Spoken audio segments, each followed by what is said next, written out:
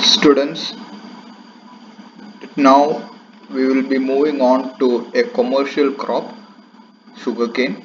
Earlier we have completed most of the cereal crops, cereals as well as millets. So now we'll be moving on to sugarcane. Sugarcane is the second most industrial crop of our country. If any one of you knows the first important, the most important industrial crop of our country, you can give a message. It is extremely a common crop, uh, widely cultivated in our country, sugarcane, but it's the second most important industrial crop of our country. And India is the second largest producer of sugar, with UP being the highest area and production in sugarcane.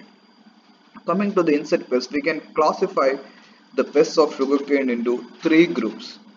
The first group is borers. There are several borers. See, if you see this slide, you can see about 9 borers which are listed attacking sugarcane. Then we have subterranean pests, that means pests which are damaging from the below the ground, and we have sucking pests which sucks the sap from the plant. So we have three groups. Today we will cover the borers, which are one of the most important group of pests attacking sugarcane. The first borer is early shoot borer, that is Kylo infescatalis, belonging to the family Pyralidae of Lepidoptera. The second borer is internode borer, Chylosaccharophagus indicus. The family is the same, Pyralidae. Then top borer, Cyphophaga acceptalis, belonging to the family Crambidae. These three are the early shoot borer, internode borer, and top borer are the three major pests infesting sugarcane. The minor borers are stalk borer Kylo oricelius, since the genus is Kylo, family is Pyralidae. Then Placibora Kylotomedicostalis, Gurdaspur borer. The earlier genus name was Asigona, now the name is revised as Donacoscaptus stenealus. Just make this as italics, that's a mistake. So Gurdaspur borer is Asigona stenealus or Donacoscaptus stenealus. Then it is root borer Polioca or Emelocera depressella. Emelocera is the older name, Polioca is the new name. Then the last one is green borer, Rhaphimetopus abluptellus, belonging to the family Pyralidae. Then Lepidopteran pests, we have termites, Odontotermus obesus and Microtermus obesi, belonging to the family termites. This we have discussed in the case of wheat and all. Then there is white grub Holotrichia serrata, belonging to the family Melalontidae of Coleoptera. Then the second pest, where the typical pest called as Spirilla is there in sugarcane. The scientific name is Spirilla purpusilla. The family is Lophopidae. Then we have sugarcane woolly aphid, Ceratavagona lanigera. It's a pest which started damaging the crop in 2000s. Earlier it was extremely minor pest. Nowadays this is extremely major pest attacking, sucking pest attacking sugarcane.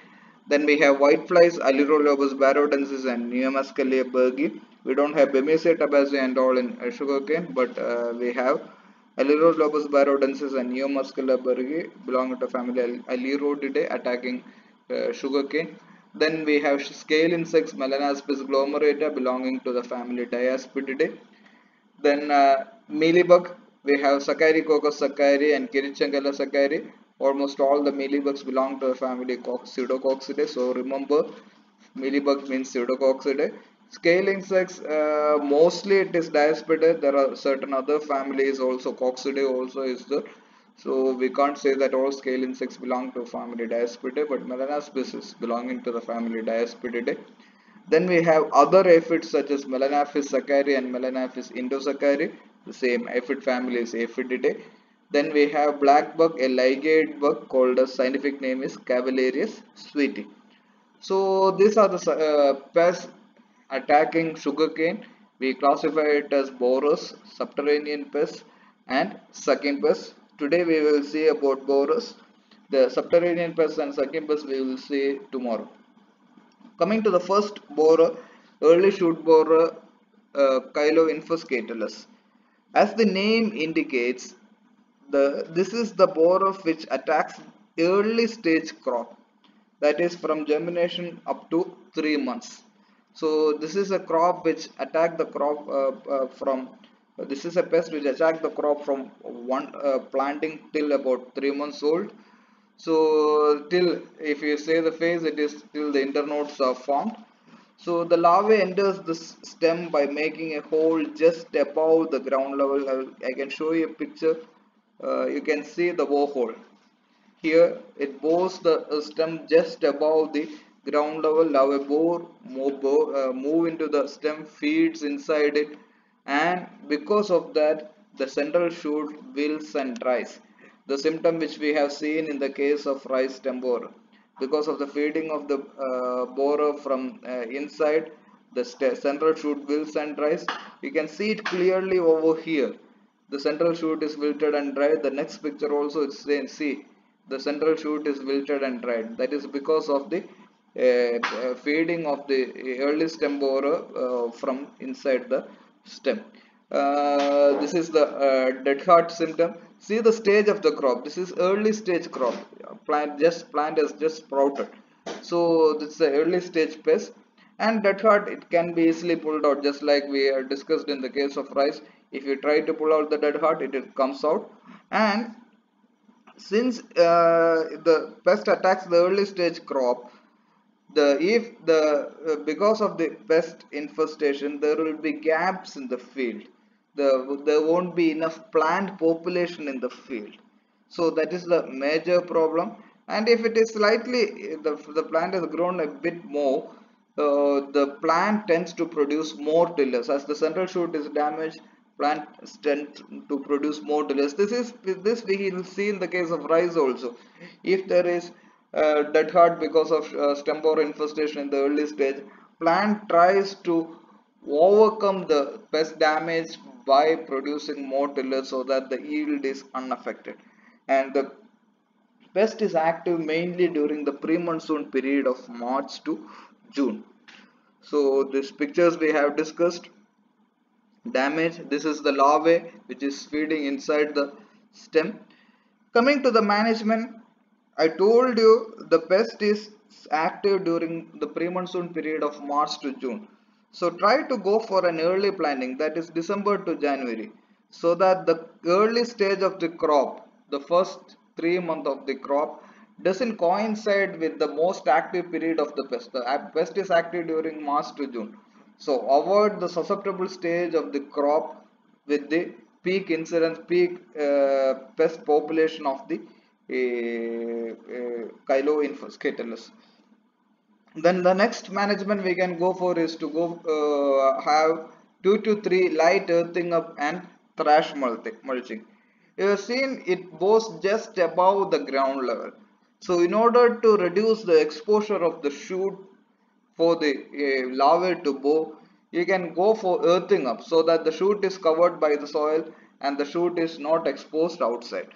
The other practice is trash mulching. If you have studied sugarcane in your agronomy course, you might have studied about a cultural practice called as trash mulching.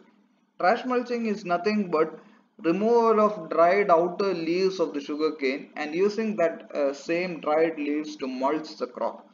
So that is one one cultural practice usually followed in sugarcane. Trash mulching also enables to protect the stem from the infestation of early shoot borer. Then provide frequent irrigation and destroy any dead heart so that the pest population is also destroyed. Then we can go for inundative release of Trichogramma chilonis. Trichogramma chilonis, there is a spelling mistake, there is no N over here. CHILONINAIS. So that is, you please correct it. The inundative release of Trichogramma chilonis at the rate of 20,000, that is 1 cc per acre after 45 days. We have to release it every week after 45 days at the rate of 20,000. That means 20,000 means 1 cc. 1 cc card contains 20,000 eggs. So 1 cc per acre after 45 days.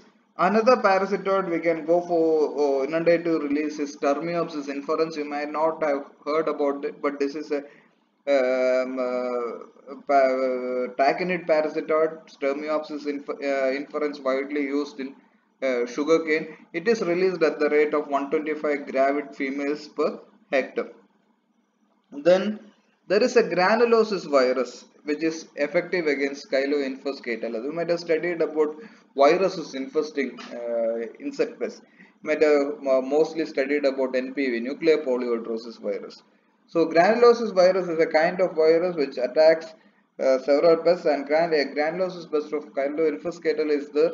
So we can go for 4 sprays of granulosis virus at the rate of 10 raised to 8 occlusion bodies. It is usually, the unit is occlusion bodies OB per ml at the rate of at 40, 55, 70 and 85 days after planting, at every 15 days interval starting from 40th day. So 55, 40, 55, 70 and 85 days after planting, go for a spray of granulosis virus of Chylomynthus catala at the rate of 10 raised to 8 occlusion bodies per ml. You can mass trap the adults of Chylomynthus catala by using pheromone traps at the rate of 25 per hectare. Then you might have studied about the planting of sugarcane. The sugarcane sets are planted in furrows. So once the planting is over, you can dredge the sets with chlorpyrifos solution at the rate of 2 liter in 400 liters of water for an acre of area. So once the sets are planted in the furrows, dilute 2 liters of chlorpyrifos solution in 400 liters of water and drench it over the sets. Otherwise, we can go for spraying of chlorantraniliprole at the rate of 3.75 ml per 10 liters. See the dose, it's slightly higher than the normal recommended dose. The fipronil is recommended at the rate of 3 ml per liter. This is spraying. Then we can go for granular application, granular pesticide application. The same chlorantraniliprole and fipronil can be applied as granules. The chlorantraniliprole granule recommendation is 7.5 kg per acre and the fipronil granule recommendation is 10 kg per acre. So that was with respect to the management of early shoot borer. The next one is internode borer, Chylosaccharophagus indicus. Internode borer is attacks the crop once the crop crosses over to the 4th month. So up to 3 months it is early shoot borer. After 3 months it is mainly internode borer, and it continues its infestation till the crop is harvested. So attacks the crop from 4th month after planting with the formation of internodes till the harvest. That means the attack initiates once internodes are formed in the sugarcane, and those varieties or clones which are having high tillering capacity is susceptible to internode borer infestation, and the larvae bores at the nodal region. In the nodal region, close to the nodal region, the larvae bores and enters into the stem, and a single larvae can attack 1 to 3 internodes, and the attack is mostly limited to the top 5 internodes. So a single larvae moves from one infested internode to the other. So it can damage, a single larvae can damage 1 to 3 internodes, and the attack is most common in top 5 internodes. And before pupation, the larva comes out of the cane and pupate outside on the cane stalk. So that's a typical feature. The symptoms is dead heart formation, since it is a borer, since it feeds on the inside the stem, it leads to dead heart formation, and the bored portion turns reddish and it easily breaks off. The boring, if you inspect the bored portion, you can see the color. The inside part of the cane, uninfested cane, will be white in color, but the bored portion will be reddish in color if there is internode borer infestation, and that bored region breaks off easily. And the internodes will be where the internodal region where the pest infestation is there, it will be constricted, and the internodes will be shortened with number of boreholes. I will show a picture of that later. You can see the borehole. It is usually seen near the node. This is the node.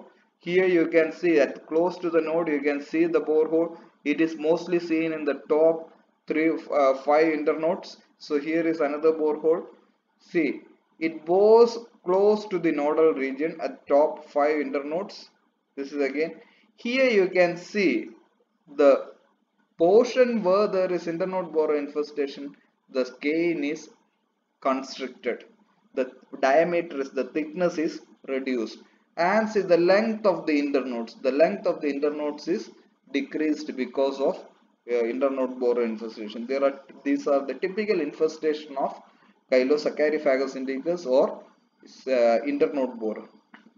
This is the larvae. This one almost resembles Chyloinfescatellus. Then coming to the management, grow less susceptible varieties. We have seen that high tillering varieties are more susceptible, so we can go for less susceptible varieties which are less tillering. Then just like Chyloinfescatellus, we can go for mass trapping with pheromone traps at the rate of 25 traps per hectare at 4th and 5th month after planting. You see the timing 4th and 5th month. Up to 3 months it is early shoot borer, so don't go for internode borer pheromone traps. Keep it after 3 months in 4th and 5th month. Similarly, continue the release of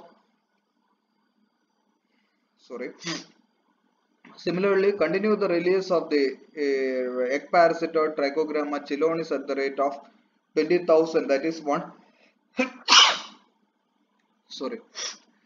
release Trichogramma chilonis at the rate of 20,000, that is 1 cc per week per acre from 4 to 11 months after planting.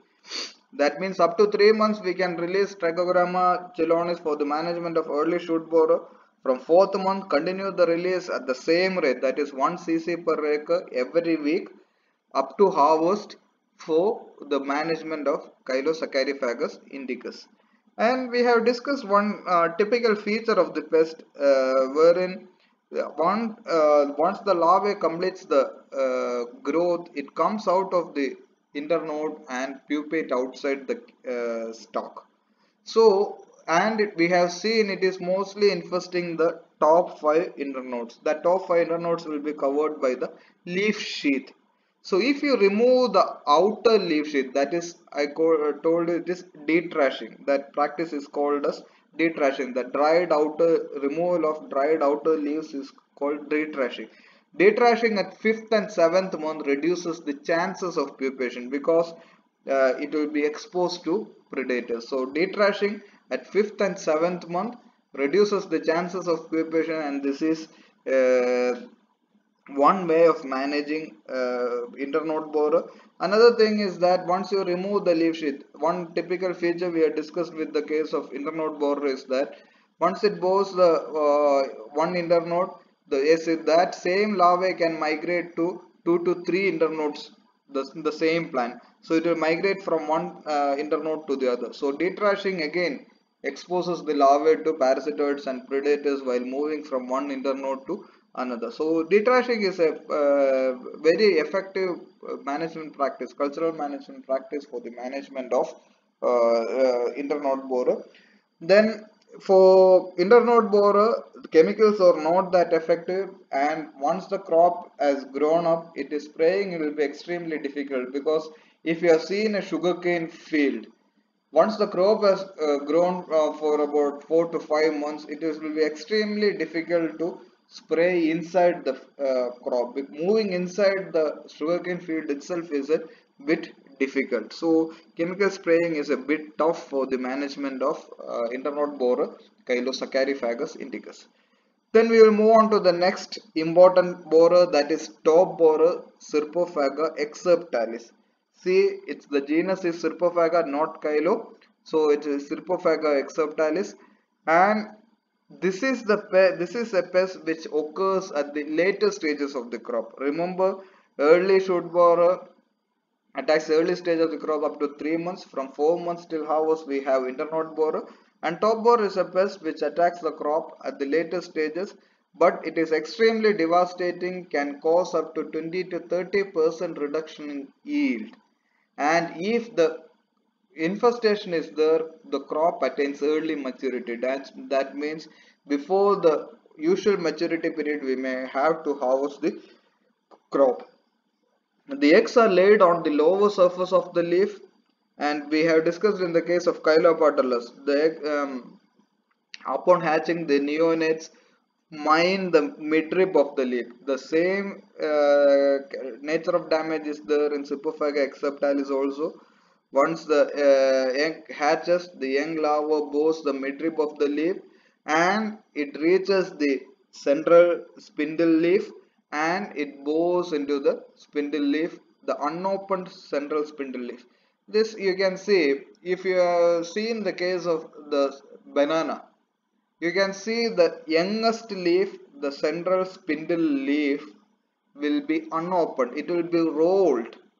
And if you put a hole over the central unopened leaf of banana, once the leaf unfurls, you can see a row of small holes on the leaf.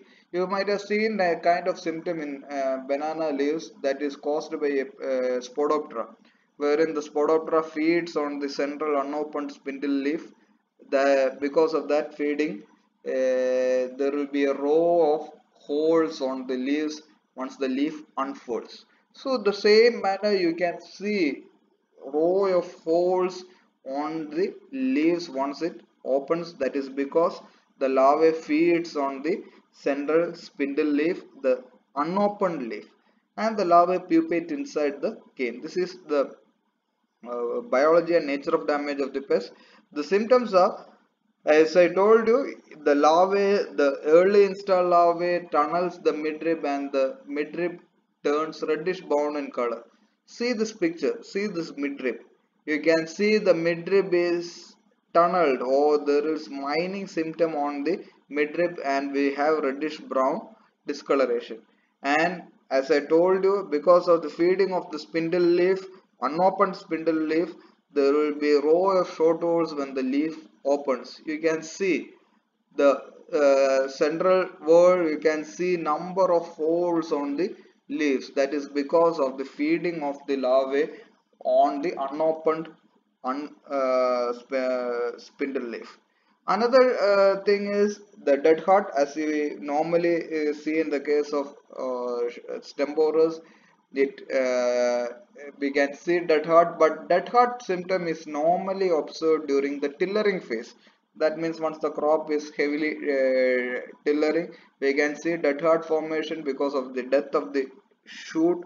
And one typical feature with this dead heart is that this dead heart cannot be easily pulled out. Chiloinfescatulus dead heart we can easily pull out, but yeah, Serpophaga acceptalis we cannot pull it out easily. And if the crop attack, if the pest attacks the crops at the later stage, as the crop is about to mature, the crown, that is the top portion of the cane with dead heart dies. Because as the top portion of the cane dies, the apical growth of the plant or sugarcane is arrested, and the lateral buds from each internode start sprouting, and it will lead to a symptom called as bungee top. Remember this bungee top symptom in sugarcane. Usually it is asked in the exam. I will repeat it again. As the larvae feeds on the central shoot, the crown with dead heart dies, the apical growth is arrested, the lateral bud starts growing from the nodes, and it leads to a symptom called as bungee top. You can see this here. See, the central shoot was damaged by the top shoot borer, and you can see number of shoots arising from the lateral buds below the central shoot, and this symptom is called as bungee top. Once bungee top is there, farmers will be forced to go for harvest. That's why we discussed that it lead to early harvesting of the crop. You can see the borehole over here. This is the egg mass. I told you in Serpophaga, once it lays the eggs, it will be covered with hairs. You can see the egg mass covered with hairs. Coming to the management aspects, waterlogging is a condition which favors the multiplication of top shoot borer. So in order to avoid waterlogging, provide drainage in the field And another practice is to collect the egg mass. The egg mass can be located in the field. Collect the egg mass along with the leaf. Keep it in a net of 60 mesh size. Keep it in a bag of 60 mesh size, and it will be infested. These eggs collected from the field will be infested with egg parasitoids.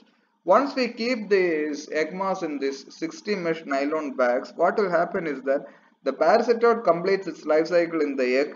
It emerges, it hatches out, and it escapes outside.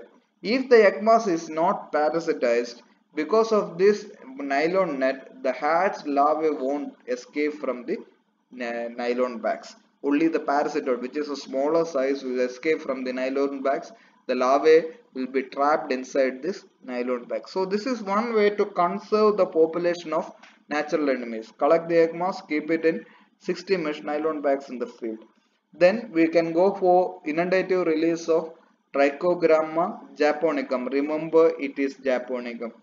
That is, the genus is Serpophaga, the same genus of rice tempora.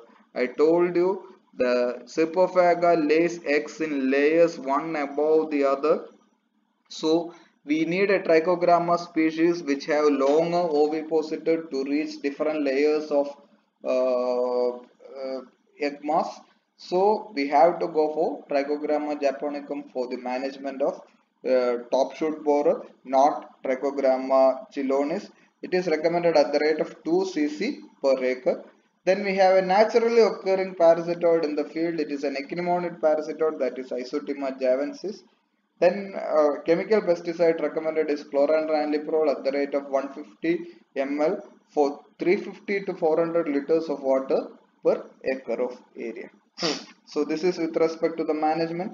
Avoid waterlogging, collect egg mass in 60 mesh nylon bags, inundative release of Trichogramma japonicum. This, remember, this japonicum. Then we have a naturally occurring echinmonid parasitoid Isotima javensis, so go for a spray of chlorantraniliprole. So we have completed the three major borers of sugarcane. Then we will go into the next borer, that is stalk borer Chilo oricelius. So Chilo oricelius damage occurs immediately after hatching itself. Once the larvae hatches, it moves downward and take the shelter inside the top leaf sheath or in the central word. Once the egg hatches, the young larvae move downward and take shelter inside the top leaf sheath or in the central word.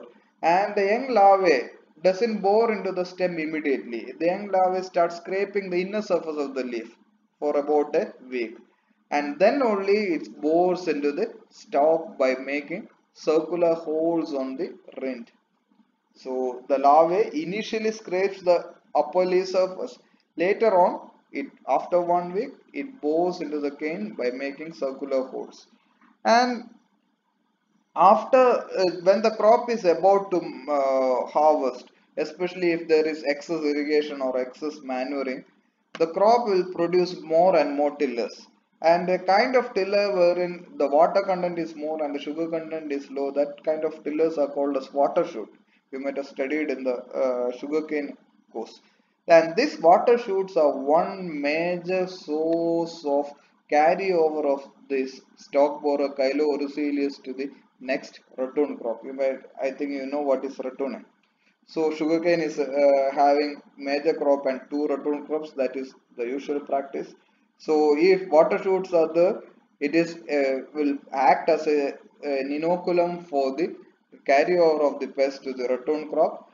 And heavily manured, irrigated, lodged and soft varieties are susceptible to the infestation of stalk borer.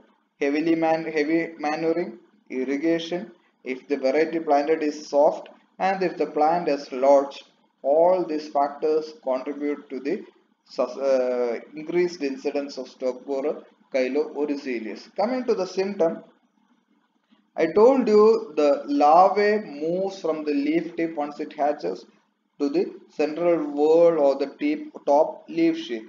While moving, it feeds on the upper surface of the leaf and they can see longitudinal orange yellow streak from leaf tip to the base of the leaf on both sides of the midrib.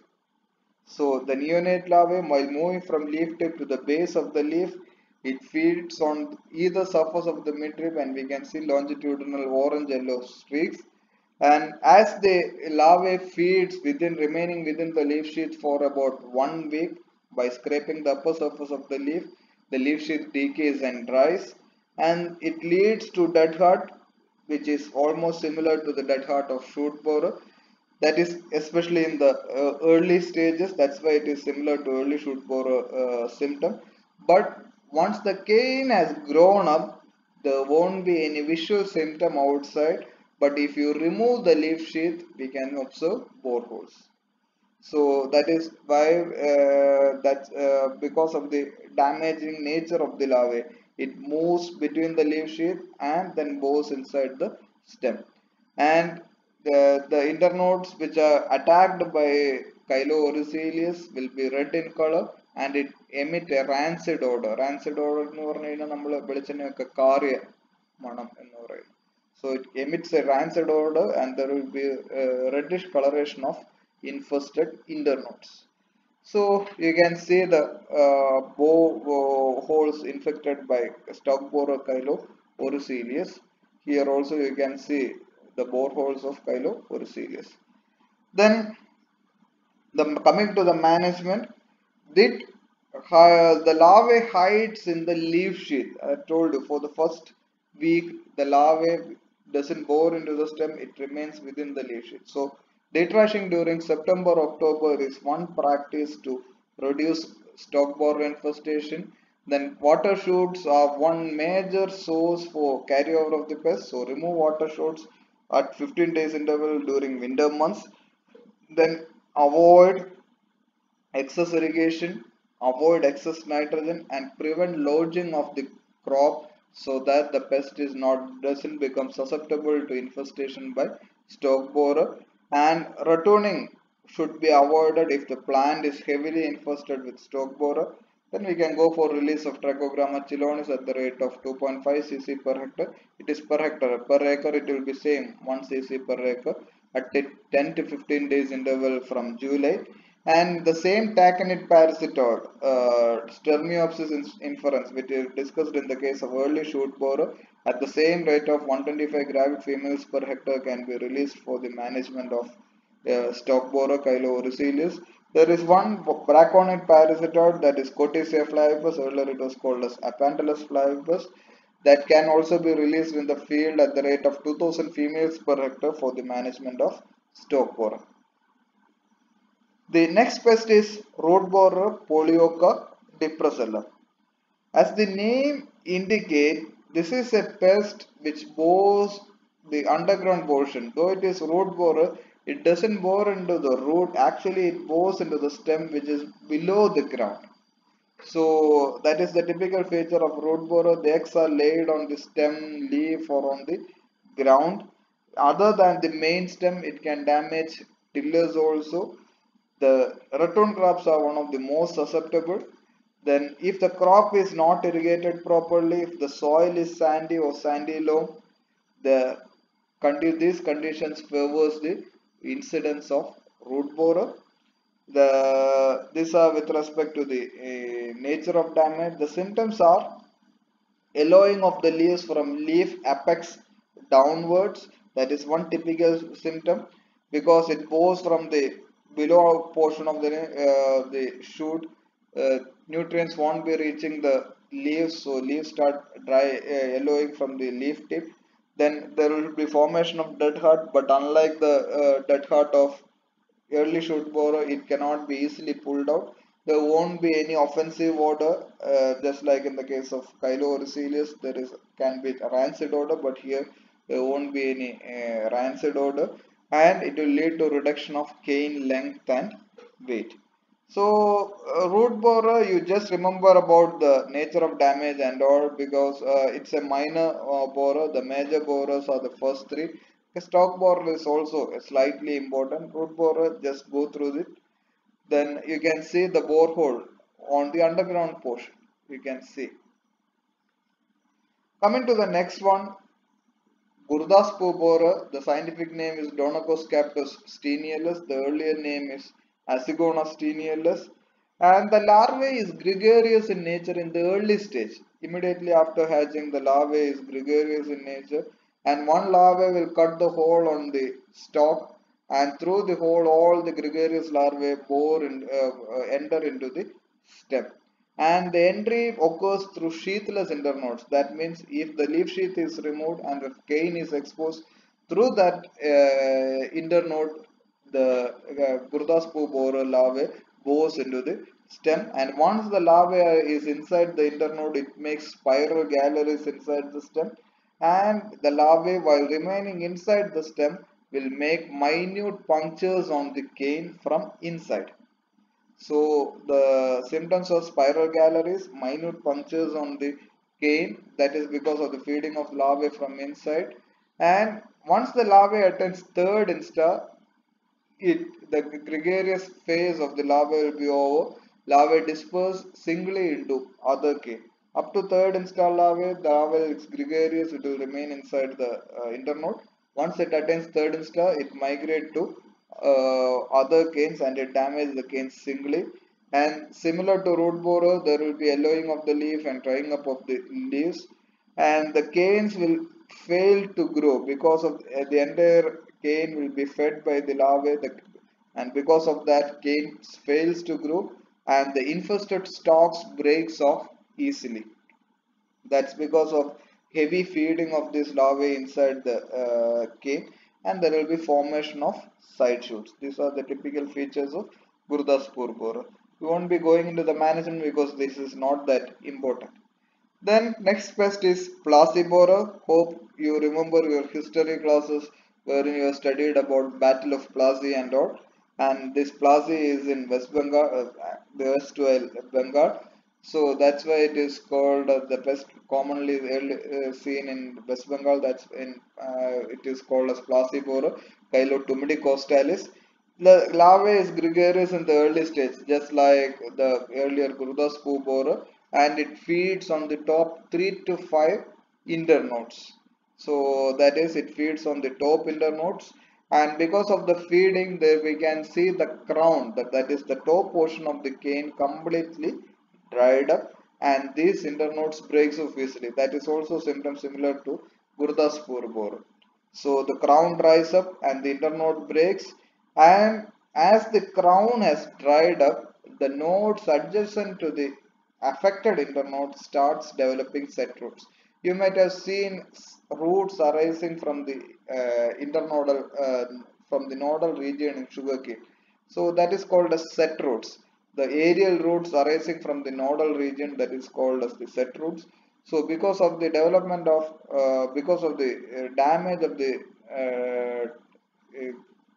crown, the internodal region, there will be development of set roots from the nodal region, and the infestation is severe in heavy soils and waterlogged conditions. So that is with respect to Kylotumidi costalis. So this is the damage symptoms. The leaves is yellowing and drying up. Coming to the last borer, that is green borer, Rhaphimetopus oblongulus.